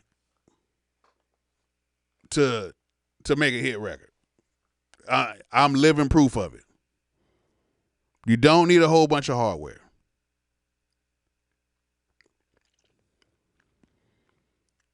That's not. It might make you feel better being in the studio, but it's not gonna make you a better producer, nothing like that. Just being honest. So, you know, if you think about getting some hardware and stuff, just get the pieces that you really think you need. But learn the software first and learn how to use this stuff before you even plug this stuff up in, because now you got to pay for cords and all the other stuff like that. And then you have to be adjusted to the hardware. So adjust yourself to the hardware first before you even think about getting it, because you might not even need it. Because a lot of times if your ear is not super duper trained, you will not hear those nuances of certain things inside of those mixes. Okay? So just take your time first. And then if you like a piece of gear, go and get it. But it's not going to change your life. Well, I'll say this. If you're somebody who wants some gear, yes, it'll change your life. You'll feel better about it, but it's not going to change if your song is going to be a hit record or not, because you can make a hit record with you can make it with a USB microphone and some headphones if you wanted to, with a beat that you made in FL Studio.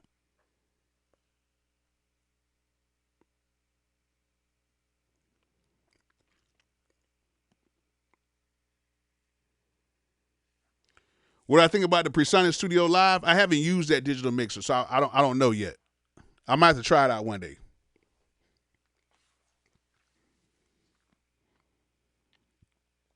I see. You couldn't resist? Oh, man. Hey, but if y'all got any questions for me, please go ahead and fire off with some questions, man. Thanks to everybody who donated. Thank you guys so much. But if y'all got any questions right there, you want to ask your boy, go ahead and ask me some questions. Any questions? I'm going to leave out in a second. Any questions? Any questions?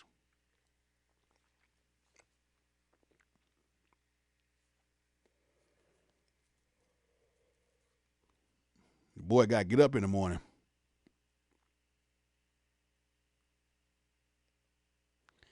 Any questions? Anybody?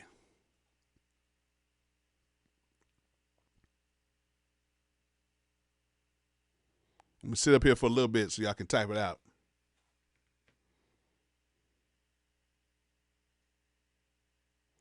You use Serum too? No, but I am going to buy it.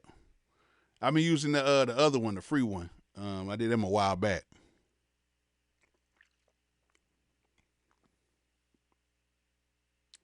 You're right, the AT2020, which I actually own the AT2020 as well. Thank you, I am James Rockwell. Thank you so much for your donation, man. Thank you so much, man. I really appreciate that. Thank you.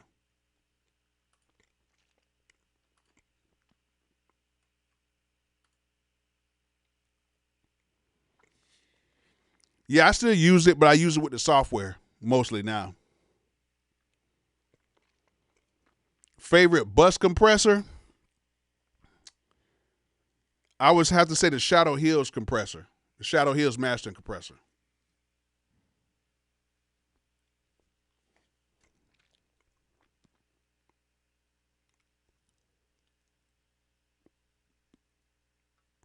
I just started using Ableton. What's the reason you don't like it? I just don't like the appearance of it.